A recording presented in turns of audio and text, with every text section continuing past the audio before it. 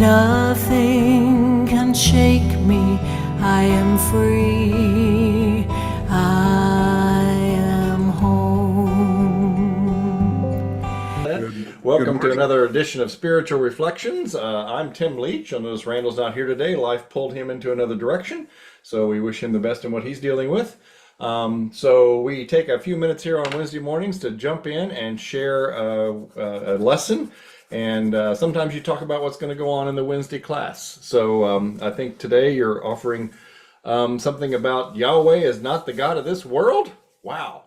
That's a big topic. Let's see if we can knock that out in 8 minutes. Actually, Yahweh is the God of this. Oh, I put a knot in there. I put backwards. That's right. Very important word to deal with. Yes, I think this is one of the most important subjects, and I'm really excited about the class today because what I've been teaching for several weeks at our Spiritual Heartlight Center, I found a video that said it in 25 minutes. So I'm going to be sharing that today, and it's on the subject of Jesus revealing Yahweh as the Demiurge. That word might be new to some people, but it just merely means the God of this material world is different than the God of spirituality. Right. And that's one thing that Yeshua, we call him in Hebrew, or we know as Jesus, was actually the one that opened the door back to the fact of what our real source is. You know, what people believe in, what people worship is a transference of our power and energy to that. It can be a person, it can be a belief, it can be many things that we believe in and that we become a part of. And I think it's very important that people know the source of where consciousness is taking them. And that's what we're going to be talking about today. This video, which is produced by Inner Gospel, argues that the God of the Old Testament, Yahweh, is distant from the true Father, which in Gnostic terms is called the monad, another new word. But it's really a word that is not leading you to anywhere, because when you come to the true creator, God, essence, whatever you choose to call it, you're into something that can't be definable. Wow. And that's the thing. The human brain is not equipped to go to the highest of all levels of consciousness that a lot of us call Christ consciousness, which is divine mind, made its debut in the human story 2,000 years ago and showed us the way back, not to, but the way back. Sometimes everybody thinks everything's in the future. Everything, that's not true. We need to go back to origins. And the word for origin in scripture is father. That's why the word father is not used as just an all male masculine term, but it is used as the source of spirit rather than the brain or intellect.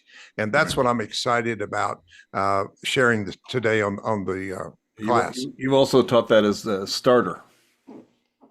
Yes, just like the male is called the father, who holds the sperm that starts life with the egg. So it's not a thing, you know, the thing when we mention male and female and all that, we immediately go to bodies and physical gender. And that's not always true, because you've got this polarity, this yin and yang, you've got the positive and the negative, you got the male and the female, which is in all of us. And when we embrace that, we become whole-minded about ourselves. Because if we just see ourselves as one thing but not another thing, we're buying into the world of separation. Right, which is where these different gods come from. The idea of separation. Yep. So Yahweh actually was a God chosen by a people.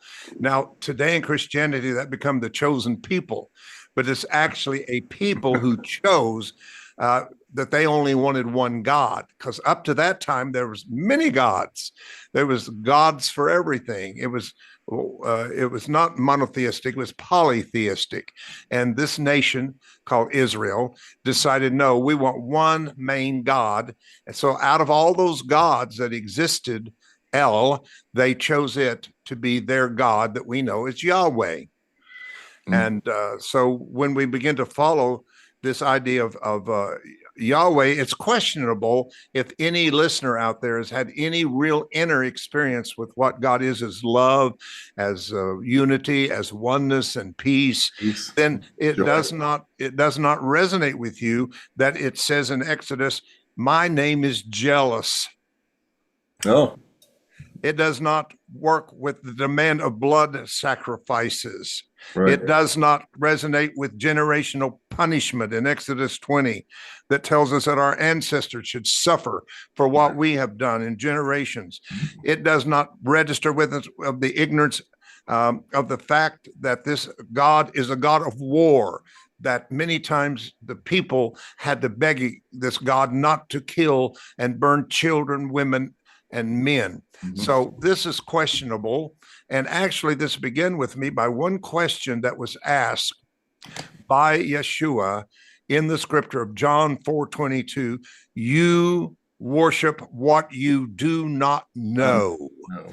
The key word there is know.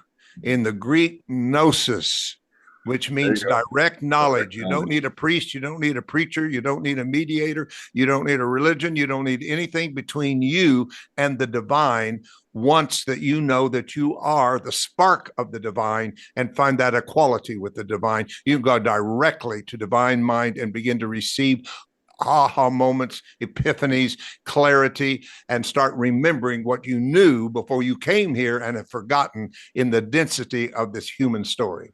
Well, there you go. You lead people to that understanding, and then you preach yourself right out of business. I do. I've done it all the many years I've been in ministry, because I teach people what's in me is in them.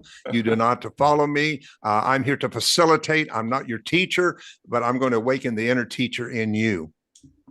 Very good. Back to the Israelites. Did they call themselves chosen? No, that actually is, to me, was a mistranslation over into the fact that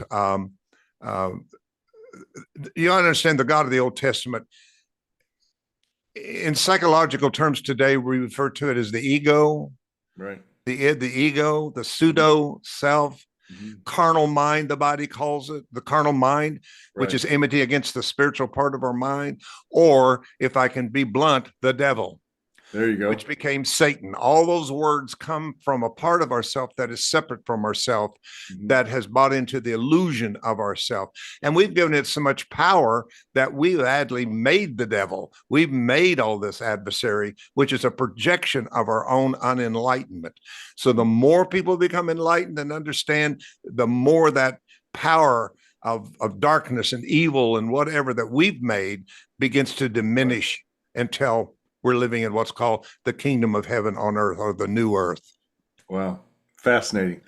All right. Well, you can hear more. We're at our 9-minute mark here. So again, just a little taste of today's class, Wednesdays at 11 at heartlightcharlotte.org. That's www.heartlightcharlotte.org. We go live at 11 o'clock every Wednesday. And then if you want to know more about the Academy, of course, you can check out davidhulse.com. That's Hulse, pulse with an H. davidhulse.com, and you'll have access to a free sampler that shows you kind of what's on the Academy. So hope you have a moment to check some things out, and we'll hopefully see you at 11 online. So thanks for joining us, David. Appreciate the insights. All right, you're welcome. Thanks, everybody. Here I am in the place I am meant